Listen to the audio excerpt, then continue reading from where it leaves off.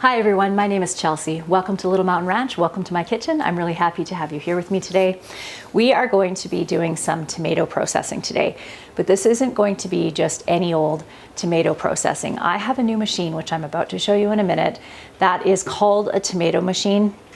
It's basically a really souped up food mill. It is absolutely incredible. I've already run a few batches through it just to try it out, and it is amazing. It's going to absolutely transform my tomato processing. I am so excited about this, and not only is this a tomato machine, but it will also process other fruits, and it has a meat grinding attachment. It is absolutely incredible.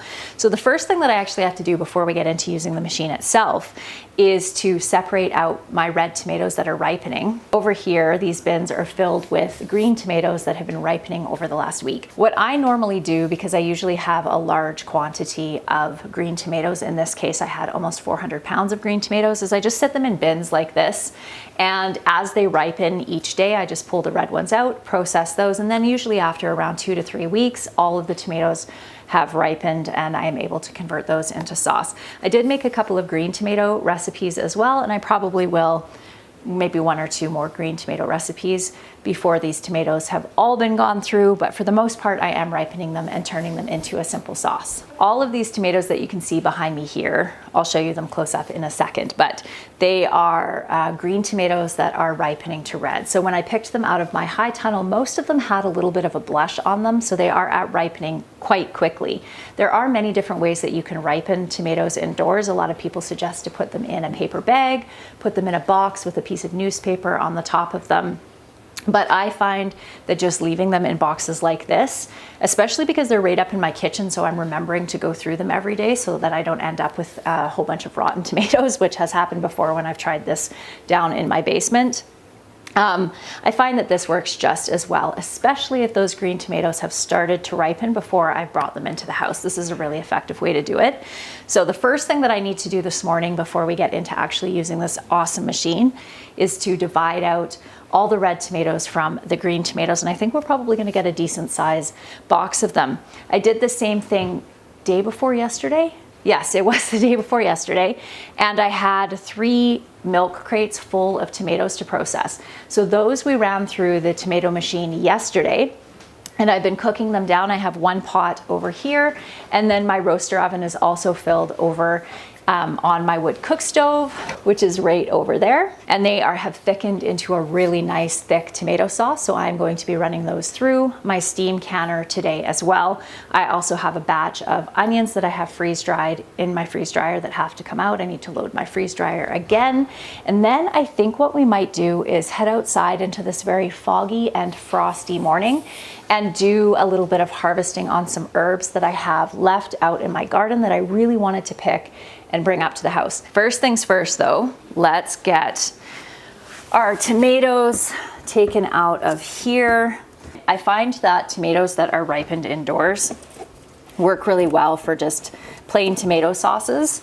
Not the best for things like salsa, but perfectly adequate for tomato sauce.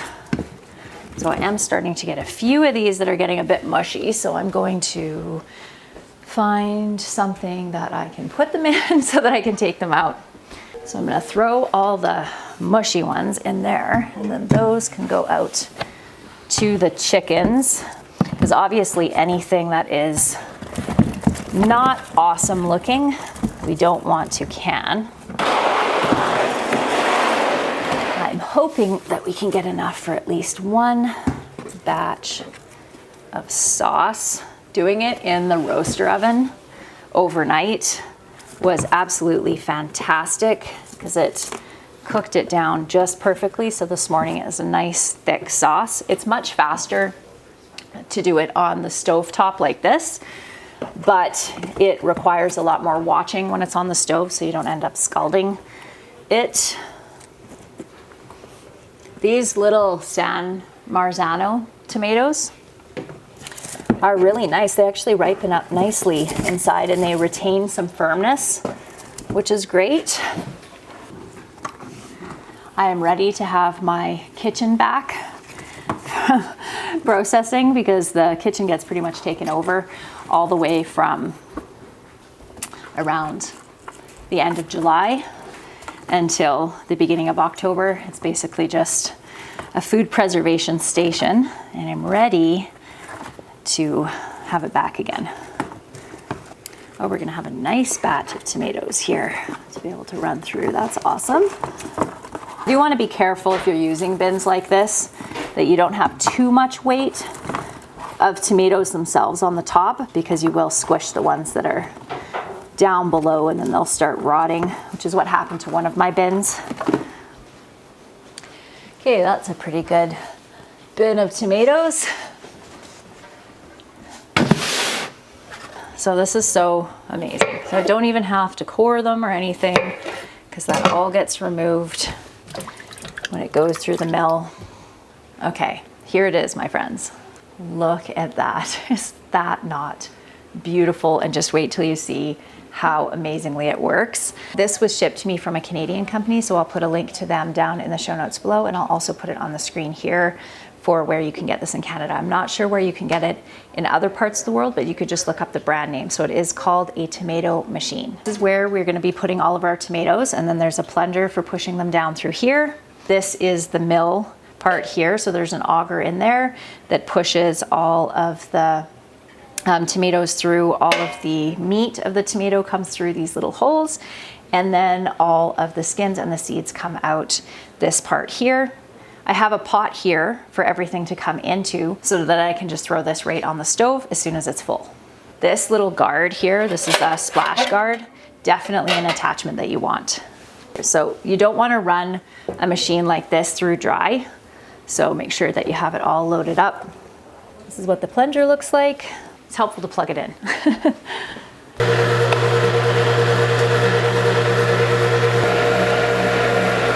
This machine claims that you can do 900 pounds in an hour, and I believe it. This is probably going to take me less than 5 minutes to run all these tomatoes through here. I think a machine like this is 100% worth it if you are doing large quantities of preserving each year, especially if you're also grinding your own meat as well. Can you imagine how much time this would have saved me when I did that 500 pounds earlier this year? And I'm just going to run through all the skins and seeds.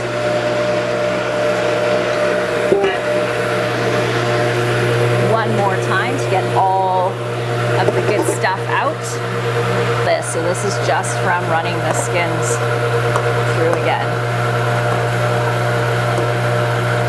We'll go to the chickens. They'll enjoy that. And this we will cook down until it makes a nice thick tomato sauce. So now we are going to put our pot of raw tomato sauce on the stove over here and get that going. And then I have my finished sauce right here. So this is what a finished sauce looks like. And this is what it looks like when it's raw. This was around 1.5 pots this size, and it cooked down to this much. I'm just going to, before I actually get all these put into these jars, is just get my tomato machine cleaned up. This actually cleans up really easily if you do it right away.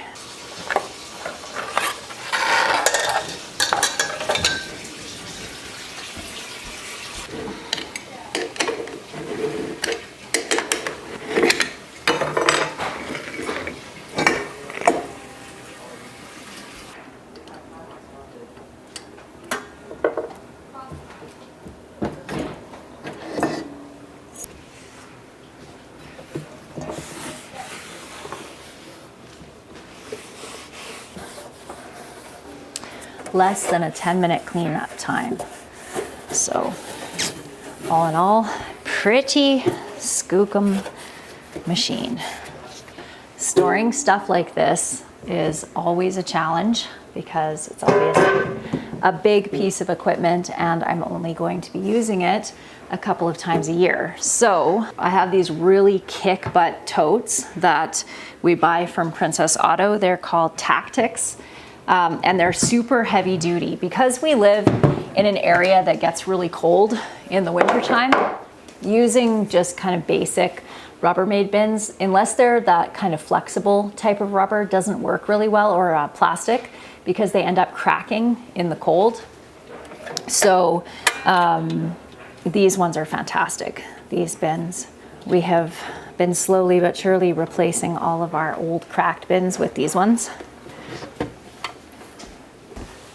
Oh my goodness, this is the meat grinder attachment for the machine, and it is seriously heavy duty. Oh my gosh, and very heavy.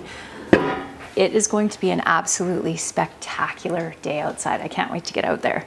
Okay, let's get our tomato sauce jarred up and into the canner so that we can get outside into that sunshine. So we have talked a lot lately about the necessity of acidifying our tomato products, because tomatoes are surprisingly a relatively low acid fruit, and we need to add a little acid to them in order to make them safe for canning. So I'm going to be using lemon juice, 2 tablespoons of lemon juice per jar. You can add salt as I am, or you can omit it. It is not a requirement as far as for safety, just a personal preference as far as flavor goes. I've had lots of interesting discussions lately in the comment section of my channel around the necessity of adding extra acid to pressure canned tomatoes. So botulism is kind of the big scary bacteria that everybody is concerned about, and botulism does not survive in an acidic environment. That's why we're adding acid. But one of the reasons that we pressure can as well is to kill bacteria. And at the temperatures that a pressure canner gets to, it should theoretically kill off any botulism spores. However, my perspective is, why not? It does, at least in my opinion, it doesn't seem to impact the flavor of my canned tomato products that much. Probably because I've been doing it for as long as I've been canning, so I don't really know it any other way. And I know there's lots and lots of people out there, I've learned through my comment section, my canning videos, that there's lots of people that can their tomato products and have always without adding extra acid to them. And I am of the mind is that it is your kitchen and it is your choice how you do things in your own kitchen, and you need to make your own decisions around what you feel is safe and not. This is just the way that I choose to do it. And like I said, I don't find that it makes the tomato products taste weird or anything like that. I'm hopefully going to get 24 jars of sauce out of this, I'm hoping, because I also, like I said, I have my roaster oven. Oh, maybe I didn't say that, actually. If I didn't say that, I also have my roaster oven filled with tomato sauce that I cooked down overnight, and it is also ready to can up. I did one extra jar accidentally. My steam canner, which is what I am doing today, only fits 7. I don't feel like pulling out my pressure canner today, so I'm just gonna wipe off the rims of my jars here. My goodness, I can hardly wait to get outside.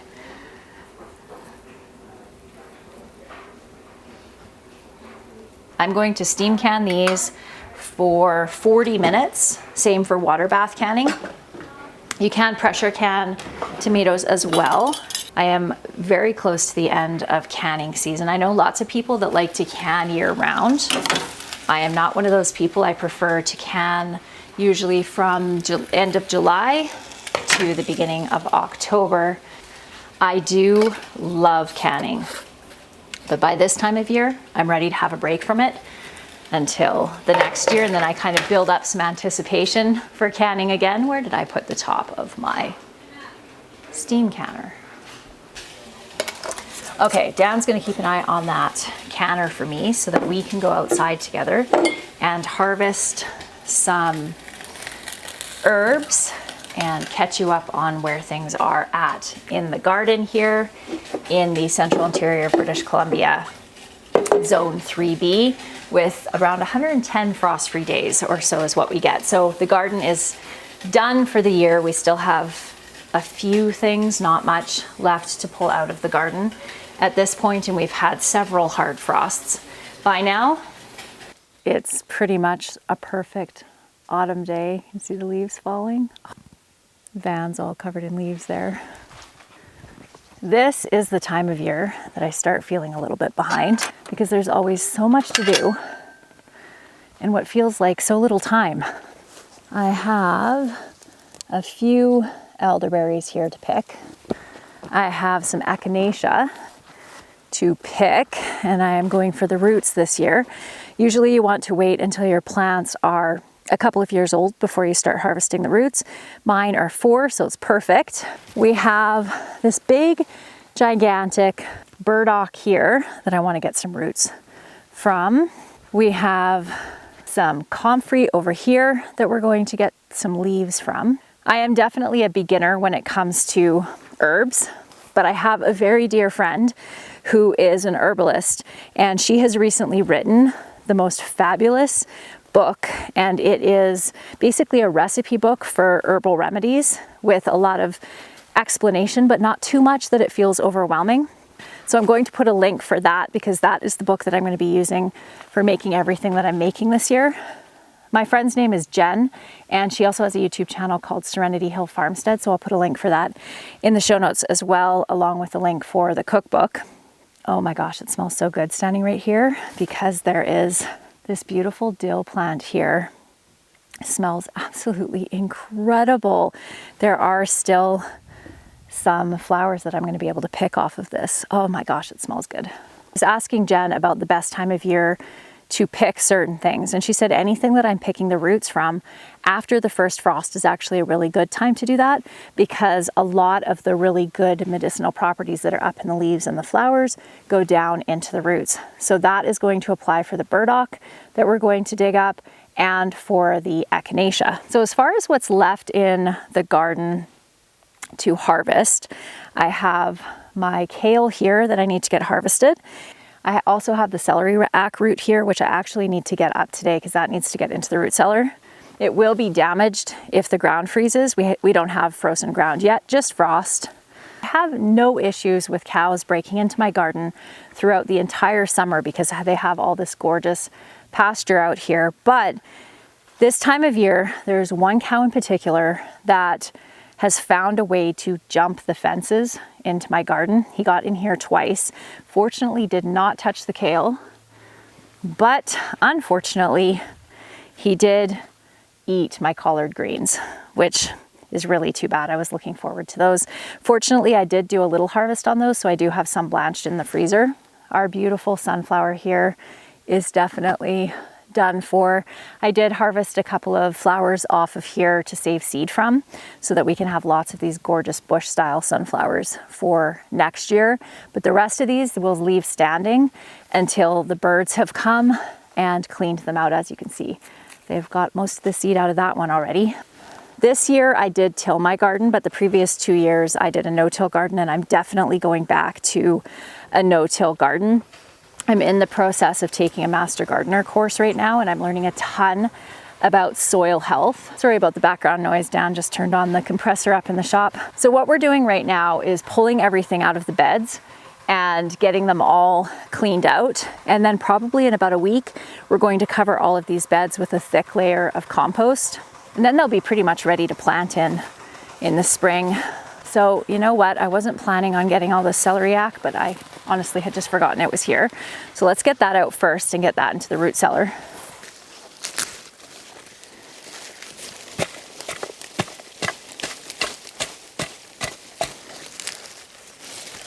Wow, the roots on these this year. Oh my goodness, look at that. Look at the roots on that. So I'm just going to cut off the tops of these and then put these down in the root cellar, and we'll make something yummy with them in the next few weeks. So I'm just going to lop the tops off of these.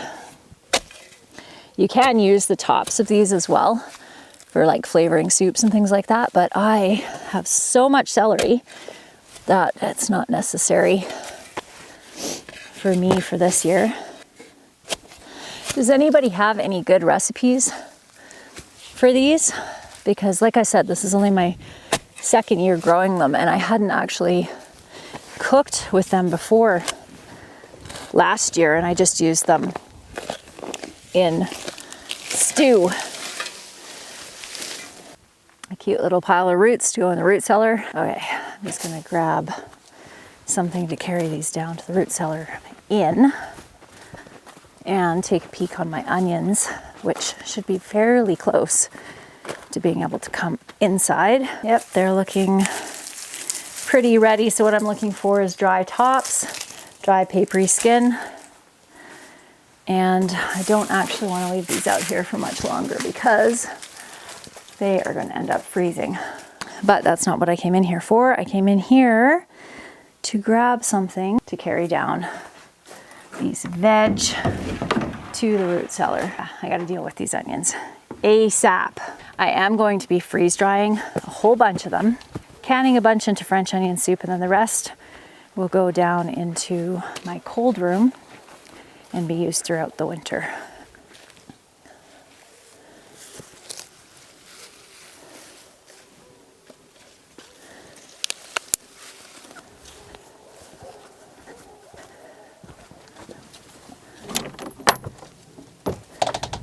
A lot of people comment that my root cellar creeps them out a little bit, and I definitely can understand that. I certainly wouldn't want to be trapped in here, but I actually find it kind of cozy, especially when I come down here in the winter time, because it's so warm compared to the outside temperature. And also in the summer, it's nice to come in here because it's so cool compared to the outside temperature. So I don't mind it at all. Okay, those are all tucked in, and now up to get some herbs. I didn't bring anything that I could put the elderberries in because when I clip them off the plant, the berries are so ripe that they're just going to fall, and I don't want to lose a bunch of them. Quickly pop back to the greenhouse and see what we can find. So my plan with the elderberries is just to freeze dry them. I do not like elderberry syrup at all. I don't like it even more so when it's sat for any length of time. I would rather use it fresh, so I'll just make it as we need it throughout the winter.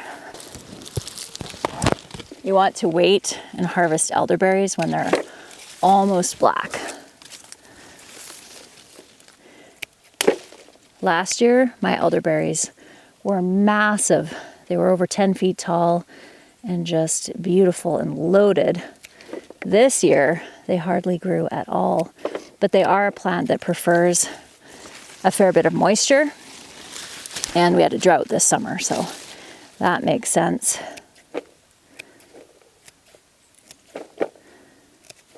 Surprised the birds haven't come and completely demolished these. So I'm also going to pick a little bit of catnip over here that hasn't been hit by the frost at all. Smells amazing. And now for the echinacea. So the echinacea, you can use the leaves, you can use the flowers, and you can use the root. To make this a bit easier, I'm actually going to cut off the plant matter. And I do have a little bit of landscape fabric here that I have to pull back. It should hopefully make it easier because the ground is nice and soft.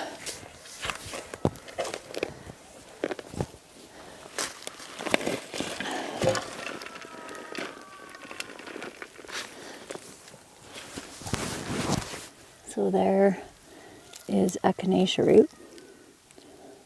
It smells really earthy. I cut the top of this burdock off to try to avoid having a whole bunch of the burdock burrs all over the place, and it actually did help a lot. There's still a few left on here, but it's not too bad. This is a humongous burdock. Like, I don't even know if I'm going to be able to do this. Actually, I might need Dan's help to dig this out of here because it is massive. Yeah, I am definitely going to need Dan's help for this. This requires more muscles than I have. But I'm really excited because this beside us here, this is a male sea buckthorn, and I'm on to year, I think it's year 4, so I'm going into year 5 with my sea buckthorn, and I still haven't had any fruits off of them.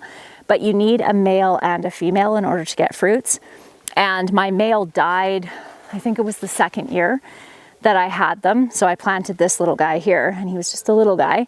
So now he's nice and big. He's not quite as big as, I don't know if you can see behind me here, but these are my females right here. But he's now big enough, I think, that by next year we should get some good pollination. So the bees have to come on him and then move over and bring the pollen over to the females in order to pollinate and for us to get berries. So fingers crossed we get some sea buckthorns next year. This guy's gonna have to wait till later, but we can still pick some of this beautiful comfrey. So this isn't the optimal time to pick comfrey because there has been a bit of a frost. So the same reason that picking roots from plants that have had frost can be a good thing, because all those nutrients go down into the root to sit over winter and then be able to give all that plant all that energy to grow the foliage in the following spring. The same thing applies. So a lot of the good stuff has gone out of these leaves down into the root of the plant already, but it's not completely without potency, so we'll still pick a few leaves. My plan is to make a salve with these, like a spraying salve, because this is supposed to be really good for broken bones and sprains. Do any of you that were around last October remember our little China aster blooming for the first time last October? So it was a lot warmer this time last year than it is this year, but it looks like we might get some blooms off of this aster, which is pretty remarkable considering we have had, like I said, several hard frosts already. It's much smaller than it was last year though, isn't it?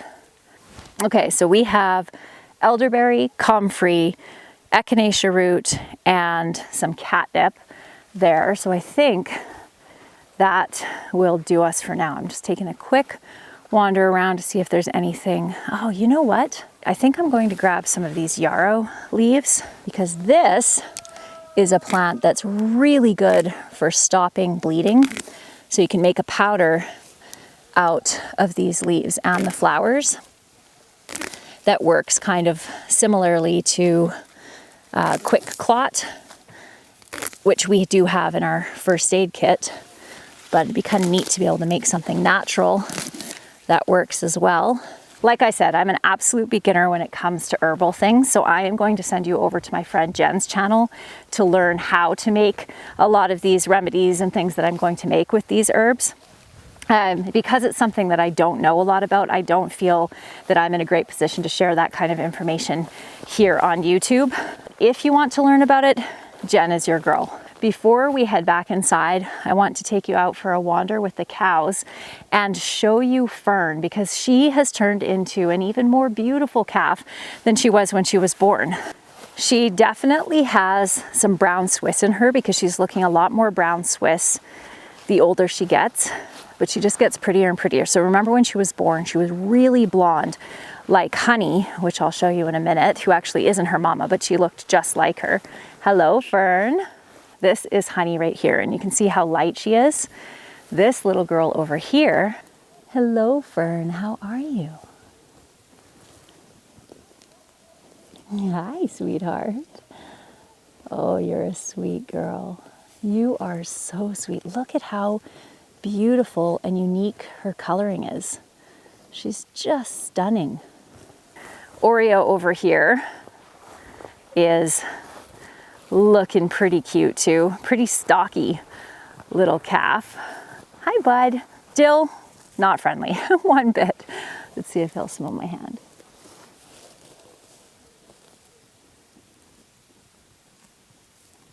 Good boy. Look at the coloring on her. I just can't get over it. She's so beautiful. Hi, honey. Oh, you're such a good girl. Yes, you are. You're starting to get your winter coat, aren't you? Oh, does that feel good? Look at Patty. Hi, bud. How are you? Are you good? Look at how big you are. Oh, such a good boy. This girl over here is Fern's mama, and she has turned into the most lovely and gentle milk cow. Remember, I was talking about selling her and just keeping milkweed over here and honey over here, but she has just turned into such a lovely milk cow that we have decided to keep her. And I had already made the decision to keep Fern as a replacement milk cow for a couple of years from now. So it's kind of nice because then she gets to stay with her mama. I'm going to head up to the house now, get all those herbs inside, get the rest of the canning done up in the kitchen. I hope that you enjoyed coming along with me today, and I look forward to seeing you next time. Whoa, bye.